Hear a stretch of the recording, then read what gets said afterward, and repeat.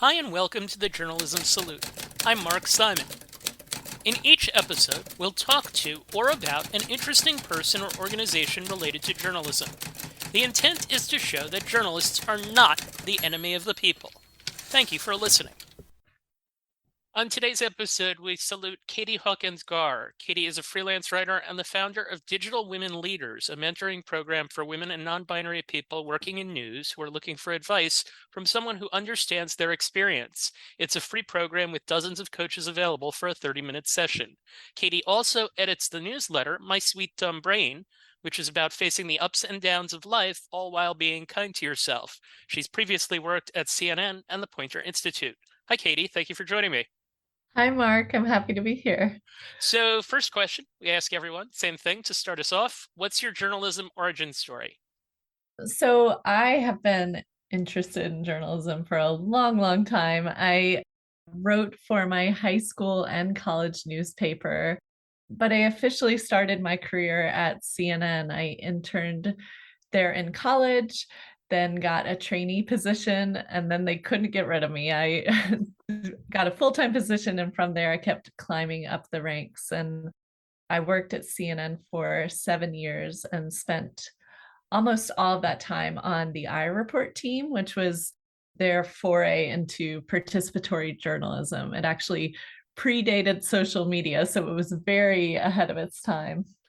So I worked as an associate producer where I helped producers do work. Then I became a producer and I eventually became the editor of the iReport team, running that team. But through all of those jobs, it was our team's responsibility to basically invite regular people to share their stories and photos and images of breaking news events around the world. So we got to talk to pretty, regular people who happen to be in the midst of these, incredible news events. And you got to meet some really fascinating people in the process. And certainly that's something that we've seen more of as time has gone on, particularly with George Floyd's murder being videotaped.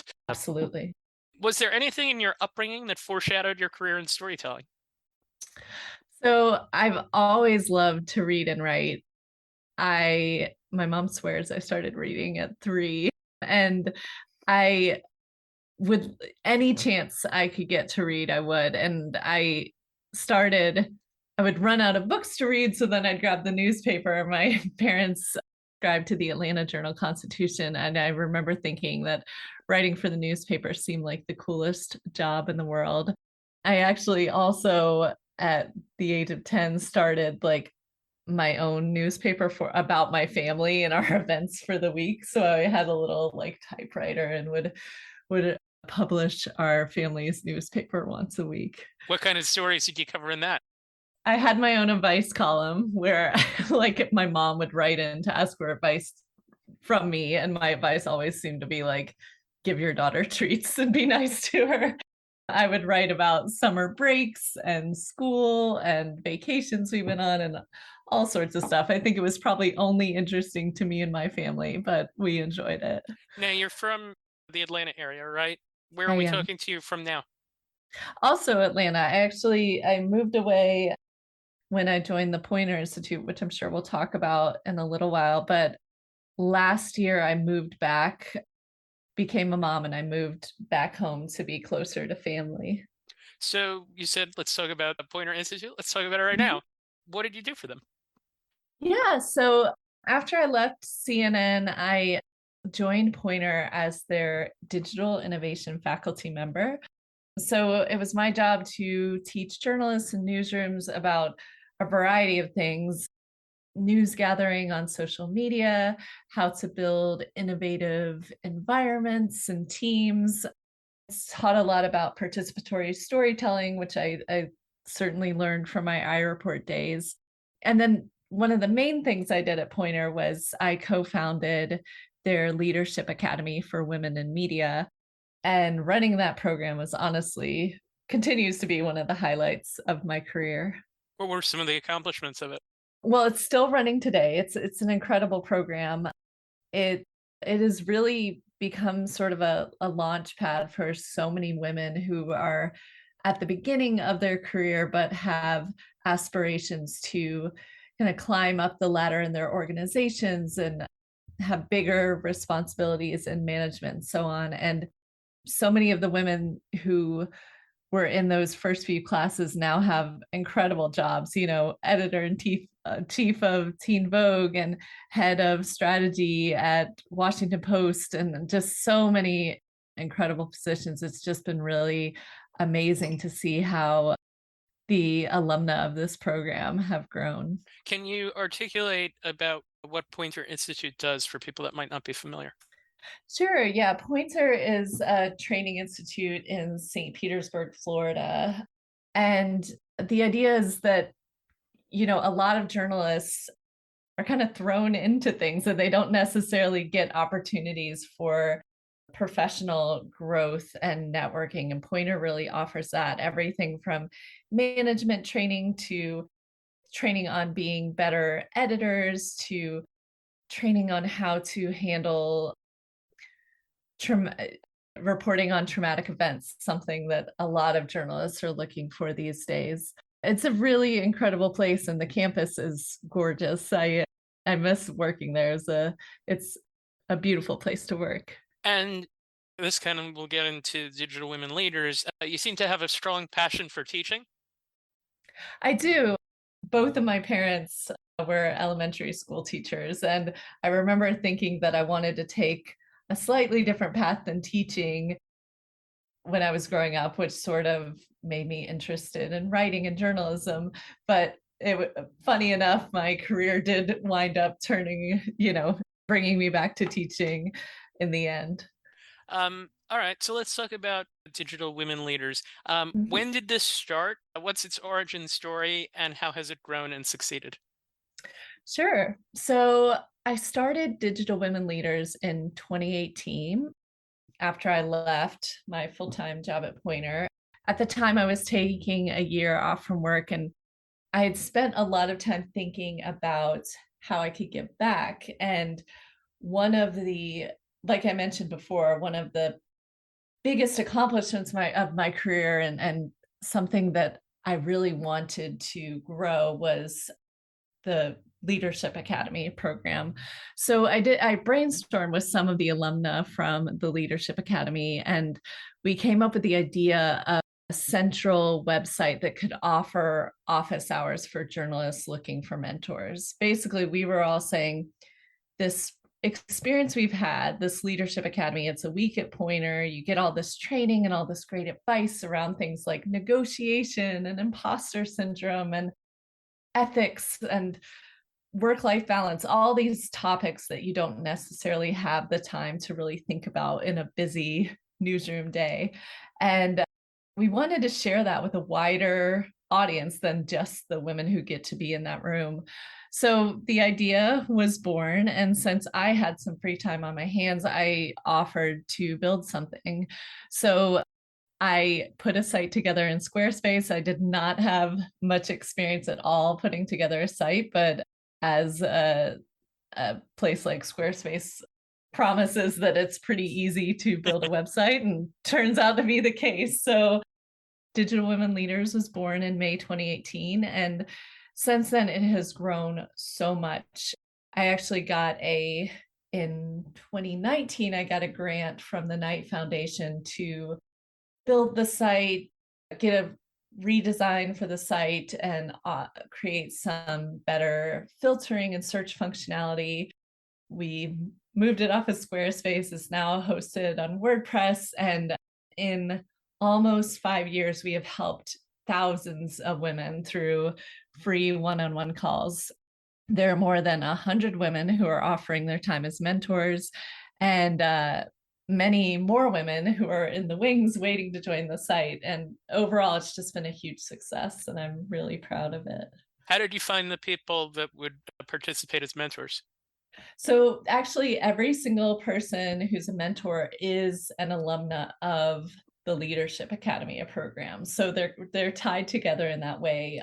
And that's been a real great vetting process for me. I know that they've gone through this academy and gotten this great training, and now they can take what they've learned from that, plus of course all their wisdom from their own careers, and share that through mentoring. So what are the demographics of the mentors and the mentees? So all mentors and mentees, like you mentioned, are women or non-binary journalists. It tends to skew a little younger. When we started the Leadership Academy, it was really focused on women at the beginning of their careers. However, that has grown over time. So we've got women at all stages of their careers now, all over the US and the world. One of the filters on the site, you can filter by language. So Spanish speaking journalists, we've got one mentor who speaks sign language. So you could actually do a session in ASL, which is very cool. And yeah, we've also got journalists who are well versed in a variety of topics: sports journalists, people are on the management track, people who are specifically in the product and digital innovation space. It's quite a variety. What kinds of discussions do people have without giving away too much? Yeah, I mean, people can talk about whatever they want. Burnout is a very common topic, as our career changes. I think a lot of people come to the site when they're at sort of a pivotal role in a pivotal time in their careers where they're looking to sort of bounce ideas off of someone else. Personally, I have spoken to women who are wondering whether they should move or have kids or become managers. Just these real big life moments where, maybe it's easier to talk to a stranger who's been there and, figure it out together. Do the mentors ever become mentees? And vice Yeah. versa? Yes. So, a lot of mentees, especially right now, applications are open for Leadership Academy. So a lot of the mentees are coming to the site to talk to people who have been in the program and look for advice on their own application. Of course, once they go through the program, then they can become mentors. So it's this sort of, there's kind of a closed loop that way. But yes, I'm a mentor, and I have gone to the site and actually booked an appointment with someone else just to talk through with them. It's really amazing to know that there's, an endless amount of people who are available, who are offering up 30 minutes of their time to talk to you. Yep, I do want to note that I went through the roster of mentors a few months ago, and I wound up adding a good number of names to our potential guest list. So in the future, it's likely that we will hear from some people who are part of the Digital Women Leaders. The other thing I wanted to ask about is, so with this podcast, we're in the middle of a state where I think this year, close to 3/4 of the guests that I've had on have been women. I look at a program like Report for America, which has a large number of women within it. I look at the state winners of the High School Journalist of the Year by state, and I see that it's almost entirely young women. And I'm curious if you think we're now in a moment for women in journalism and how much progress is being made with regards to the opportunities and career paths that they're getting. Yeah, I think a lot of progress is being made, and at the same time, not enough progress. I think the trend you're seeing is, it seems to bear out, there are more women than men at the earliest levels, more women than men, enrolling in journalism schools and the high school programs and so on and so forth. And then that number sort of flip flops once you get higher up the ranks. We are seeing more and more women in leadership positions, but they're still left out of a lot of conversations and big decisions in newsrooms. And of course, there's still a huge gap when it comes to women of color. I am heartened by the progress that I've seen over the past few years, but one worry I have is how much the pandemic set women back, especially mothers who had to take a step back in their careers to take care of their children.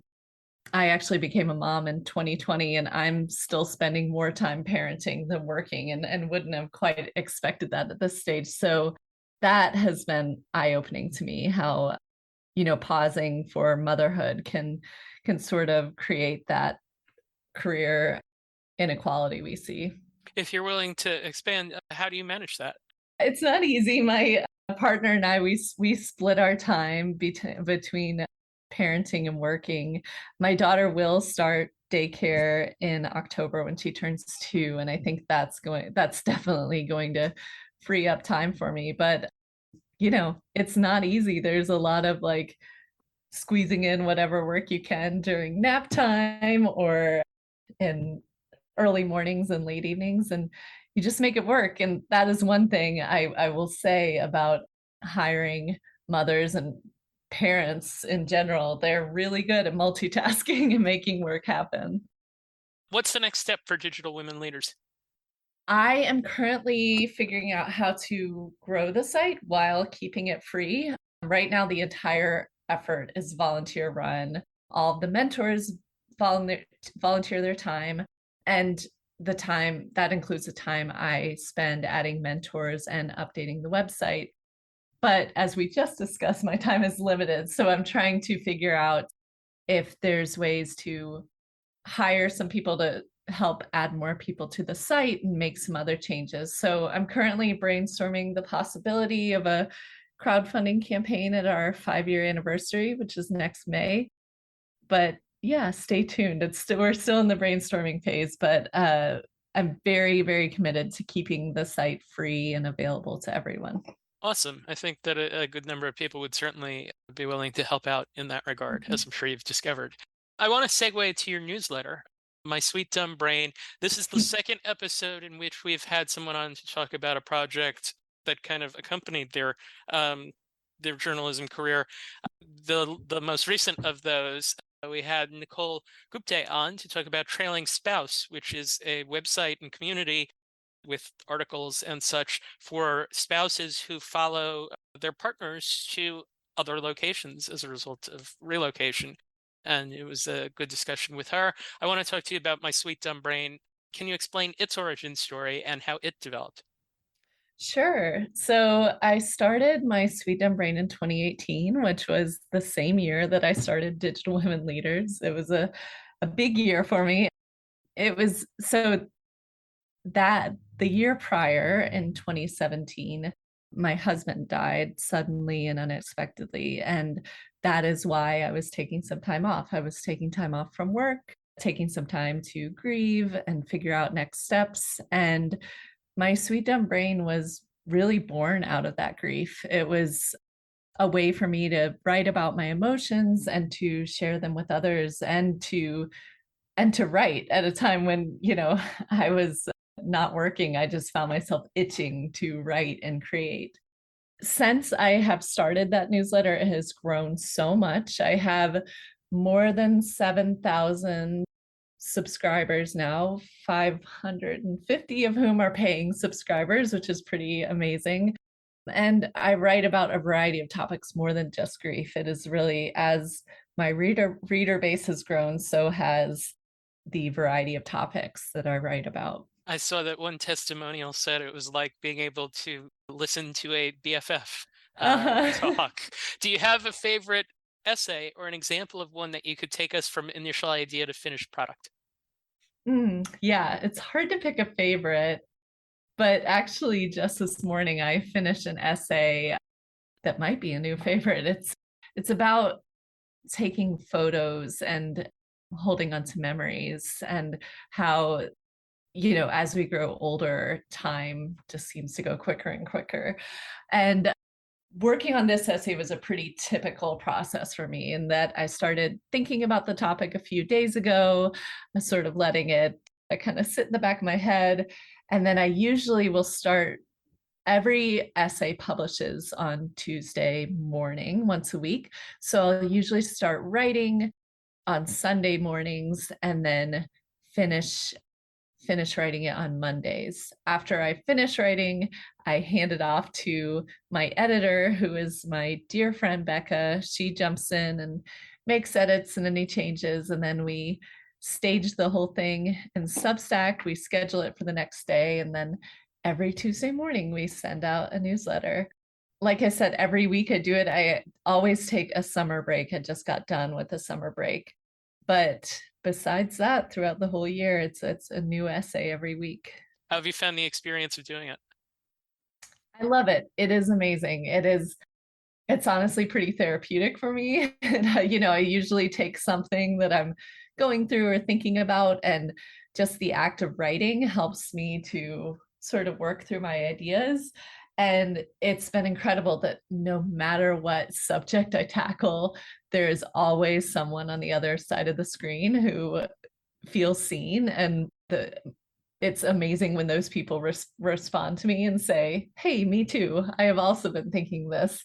That's just incredible. And it feels like, I mean, it feels amazing because it is something I'm doing for myself that also happens to help a lot of other people. So I wanted to ask about one where you responded essentially to a news story. Mhm. First was this one being on anticipatory grief related to the Mhm. Supreme Court overturning Roe versus Wade. You wrote, "So first we must give ourselves time to grieve, to feel whatever we need to. Many of us are feeling sadness, anger, frustration, maybe even some despair. We feel nauseous, scared, anxious. At some point, though, we will feel hope. If we allow it, hope will creep in." Can you take us through that essay? So the Supreme Court's ruling was obviously a big moment this year, and it was something I knew I wanted to write about because I had a lot of thoughts and emotions about it, but I didn't really want to get that political. That's just not the direction that I've taken my newsletter in. And a quick side note, it does feel like I'm breaking the rules as a journalist to be able to share my opinions in this way, right? Like for the longest time working at CNN and at Pointer, I had to maintain quote unquote objectivity and not write about these things. So now to have the freedom as a freelancer to make that choice if I want to write about that has been pretty incredible. So hearing you read my words, I was like, oh wow, I can't believe I get to get to publish that. So all that to say, I knew I wanted to write about the ruling, but I decided to write about it through the lens of grief because that is a topic that I know and a topic that I'm very comfortable with. And in this case, I wrote about anticipatory grief, which is the act of grieving someone before they die. And when that happens, you still have to deal with the same old grief when that person passes away. It's not getting around it, right? Even if you grieve before they died, there's still grief that happens afterwards. And even though so many of us knew that the ruling was coming because of the leak that had happened a few months prior, many of us still had a moment of real grief and shock when the Supreme Court overturned Roe versus Wade. So that's the direction I took that essay in, and it was a pretty liberating one to get to write. One other one that you wrote segues into potential career advice. 2 years ago, you wrote a piece called Choosing Success Over Happiness that I Mhm. kind of related to. Can you explain it and explain how it's instructive with regards to work-life balance for journalists? Yeah, so this essay, I really was looking back at different points in my career and as again through a grief lens, kind of realizing like those moments of my career when I maybe made a choice about working instead of living life. If I had known that my husband was going to die so young, would I have made those choices? And I I happen to have a lot of journalists happen to read my newsletter, not because it's about journalism, but because they know me from the journalism world. And I love the idea that maybe some of them would read a post like that and it would allow them to pause and think, because work life balance is so important. Some people would argue it's impossible. One of the things in the Leadership Academy for Women, we use the phrase work life chemistry because balance is impossible. But if you could sort of work on your own kind of formula that works for you, a little bit of work, a little bit of life, then maybe you can get the right chemistry. And I think being a journalist is such an important job, and it is such a fast-paced job, and it is such a demanding job, and it can be so easy to prioritize work over everything else. But every so often you have to pause if you can and kind of think about, wait, what are the things that I'm not prioritizing because I'm putting all that effort on work? How do So you, yeah. how do you want your newsletter to become a community? I, I want people to feel seen, to know that they're not the only ones struggling with difficult emotions or intrusive thoughts. I get to see that when people email me and when they join the comments. And I love that. I am trying to do more and more to sort of resurface those voices and letting other people know, like, it's not just me who wrote this essay, like there were multiple people who responded and feel the same way. So yeah, there definitely is a community there, and I would love to continue growing this community in the years to come. I don't want to ignore the other things that you do. I was on your website a couple of hours ago and saw a list of other things that you work on. Can you just share what some of those are? Sure. Yeah, I am also a freelance writer. I've, written articles for a host of publications, the New York Times, CNN, Fortune, Glamour magazine, lots of different publications like that. And then I work with a lot of wonderful news organizations. I work with the News Revenue Hub. I help them with a lot of their copywriting.